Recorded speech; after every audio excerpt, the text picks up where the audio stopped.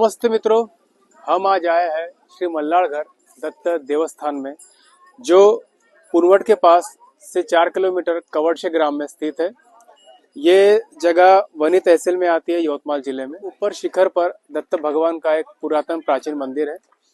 हम वहां पर आपको लेकर जाएंगे और इस मंदिर का इतिहास, इस मंदिर की जानकारी आप तक पहुंचाएंगे। तो हम मित्रों, जैसे हम दत्त शिखर देवस्थान की ओर जाते हैं तो सबसे पहले हमें गणेश जी की प्राचीन प्रतिमा दिखाई देती है, जो बहुत पुरानी है और तकरीबन ये मूर्ति की बनावट देखकर लगता है कि कम से कम 1000 वर्ष पुरानी ये मूर्ति है। और यहाँ का परिसर पूरा निसर्ग रम्य है, बहुत सुंदर वातावरण है। और आप देख सकते हैं कि ये जो पीपल का पेड़ है ये भी सैकड़ों वर्ष पुराना है और उसी की छत्र छाया में यहाँ पर कीर्तन भजन प्रवचन के कार्यक्रम होते हैं।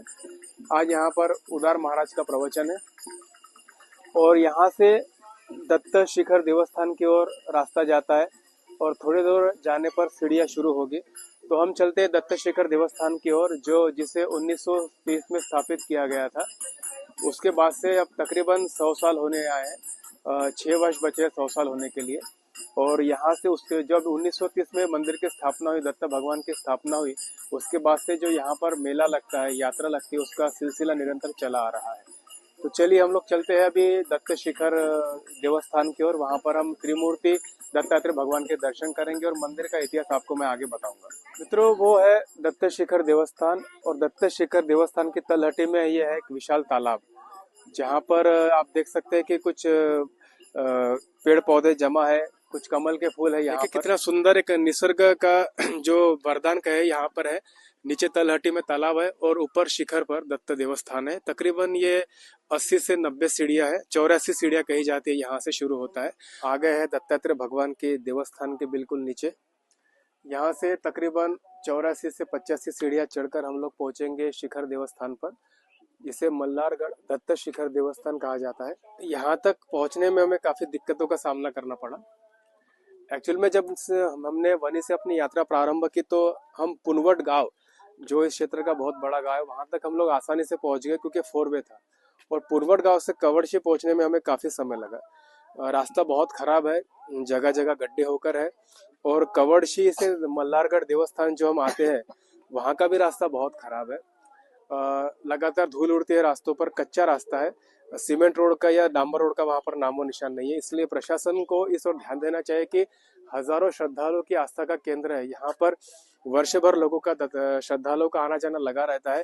तो कम से कम रास्ता अगर ठीक हो, रास्ता दुरुस्त हो, तो लोग आसानी से यहाँ पर आ जा सकेंगे और धार्मिक पर्यटन को बढ़ावा मिलेगा। क्योंकि ये मंदिर बहुत सुंदर जगह पर स्थित है, सामने तालाब है, आसपास छोटी छोटी पहाड़ियां है। वहां से जो दृश्य हम देखते हैं बहुत विलोभनीय है, बहुत सुंदर ऐसा दृश्य यहाँ पर निर्माण होता है। इसलिए सरकार को जल्द से जल्द इस मंदिर को आने वाले रास्तों को दुरुस्त करना चाहिए, ताकि ज्यादा से ज्यादा संख्या में लोग यहाँ पर आकर दर्शन कर सके। दिखने के लिए ये सिर्फ 80 से 90 सीढ़ियां है, लेकिन चढ़ाई काफी सीधी है। इसलिए अगर आप चलते इस मंदिर की ओर तो आपकी सांस फूलती है। तो इस बात का विशेष ध्यान रखें कि मंदिर की ओर चढ़े तो आराम से, शांति से चढ़े, क्योंकि चढ़ाई सीधी खड़ी चढ़ाई है। और हम बिल्कुल अब मंदिर के पास आ गए हैं। झाले का जी दर्शन? दर्शन झाले? कशी वाटली मूर्ती? बढिया आहे. दम लागला का चढता उतरता? नाही नाही लागला? नाही. आम्हाला दम येत आहे. नाही लागला. तुम्हाला लागला का दम? किती वय आहे तुमचं? मै वय आहे आता 78 चालू होते. 78 चालू आहे. आप थोड़ा लवकर थकलो, तुम्ही थकले का? नाही. तो ये है आस्था। ये दादाजी 78 साल के, ये नहीं थके मंदिर से चढ़ने उतरने में, हमारी सांस फूल रही है। यह है मल्लारगढ़ दत्त देवस्थान के बिल्कुल समीप, सामने ही भगवान दत्त का मंदिर है। एक पुरानी पद्धति से यहाँ पर बनाया गया है, निर्माण किया गया है, लेकिन हजारों श्रद्धालुओं की आस्था का एक केंद्र है। दत्त जयंती पर यहाँ पर हजारों श्रद्धालु दर्शन के लिए आते हैं। आज हम भी पहुंचे हैं दत्तात्रेय मंदिर की जानकारी आप तक देने के लिए, आप तक पहुंचाने के लिए। बस अभी लोगों के आने का सिलसिला शुरू हो गया है और हम लोग भी पहुंच गए हैं मल्लारगढ़ दत्त शिखर देवस्थान में। यहाँ पर हमें 2 प्राचीन मूर्तियां दिखाई देती है।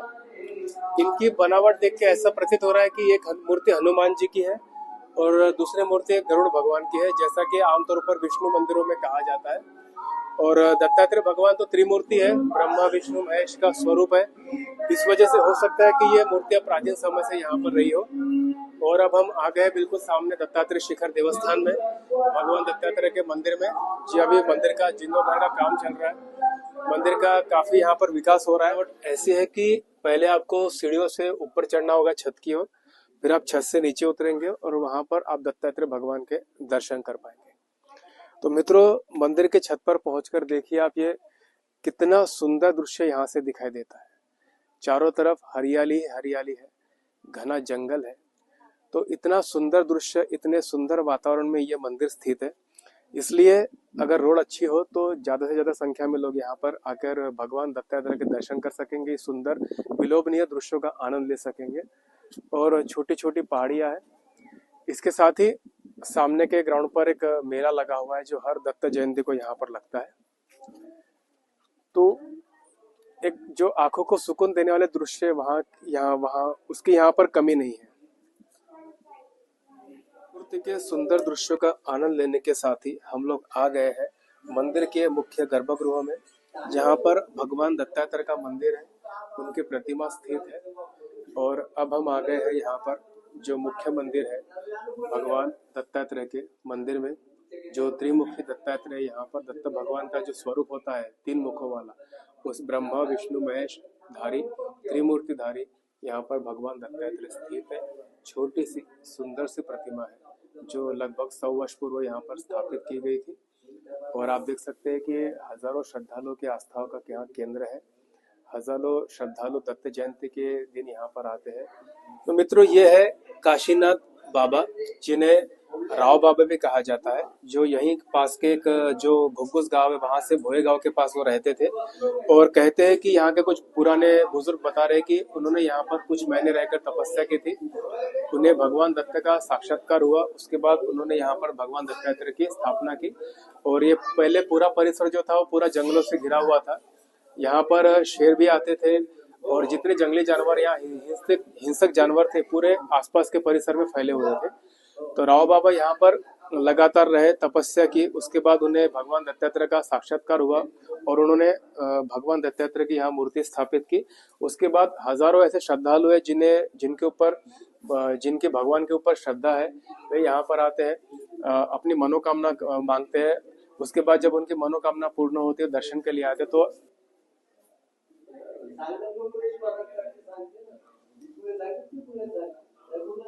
बन्नी के संत भांदेवाड़ा में जिनका जन्म हुआ था, ऐसे ऐसे संत सदगुरु जगन्नाथ बाबा की छोटी सी प्रतिमा भी यहाँ पर विराजमान है। और नीचे जगन्नाथ बाबा का मठ है। जगन्नाथ बाबा ने जहाँ जहाँ पर निवास किया, कुछ दिनों के लिए रुके, वहां पर उनके मठ बने हैं। और उसी का एक प्रमाण है, उसी का उदाहरण है कि यहाँ पर पहाड़ी के नीचे भी जगन्नाथ बाबा का मंदिर स्थित है। तो मित्रों, यह है राव बाबा का तपस्या स्थल, जहाँ पर बैठकर वे तपस्या किया करते थे। और यहाँ पर एक जोत जगह जला कर रखी है गांव वालों ने। ये उनकी तपस्या स्थली थी। यहाँ पर उन्हें भगवान दत्त का साक्षात्कार हुआ। उसके बाद उन्होंने भगवान दत्तात्रेय की मूर्ति की यहाँ पर स्थापना की। तो गांव के लोगों का, आसपास के श्रद्धालुओं का ये मानना है कि राव बाबा की प्रेरणा से इस मंदिर की स्थापना हुई, दत्तात्रेय भगवान यहाँ पर स्थापित हुए। और ये जगह है काशीराम बाबा, जिन्हें राव बाबा कहते, काशीनाथ बाबा, उनकी तपस्या स्थली। और फिर से आपसे कह रहा हूँ कि ये जगह बहुत सुंदर है, बहुत सुहावनी है, बहुत विलोभनीय है, विहंगम दृश्यों से भरी हुई है। धार्मिक पर्यटन के माध्यम से, किसी भी माध्यम से आए तो यहाँ के लोगों की आर्थिक परिस्थिति भी सुधरेगी, एक आर्थिक आवागमन भी यहाँ पर बढ़ेगा। इसलिए इतना जो सुंदर जगह पर यह मंदिर बसा हुआ है, ये मंदिर स्थापित है, इस ओर सरकार का, प्रशासन का ध्यान जाना चाहिए और लोगों के लिए यहाँ पर सुविधाओं का निर्माण होना चाहिए। एक पास ही खंडोबा महाराज का मंदिर है, जो महाराष्ट्र का दैवत भी है। उनका यहाँ पर छोटा सा मंदिर है। ये जो जगह है, काशीनाथ बाबा ने अपने तपस्या से इसे काफ़ी पावन किया है। तो शिखर पर दत्तात्रेय भगवान है और थोड़ा सा दूरी जाने पर वो काफ़ी जंगल में है, तो वहाँ फिलहाल जा नहीं सकते। तो खंडोबा का वहाँ पर देवस्थान है। ऐसा तपस्वी राव बाबा यांनी या जंगलामध्ये वास्तव्यास होते। प्रत्येक गावातील परिसरातील लोकांनी इथे येऊन त्यांना पुढे आणण्यासाठी प्रयत्न केले, पण ते सापडत नव्हते. शेवटी परिसरातील लोकांनी भजन मंडळी घेऊन त्यांच्यात सामील झाले आणि त्या भजनाबरोबर महाराज स्वतः सामील होऊन दत्त मंदिराची 1930 मध्ये स्थापना केलेली आहे.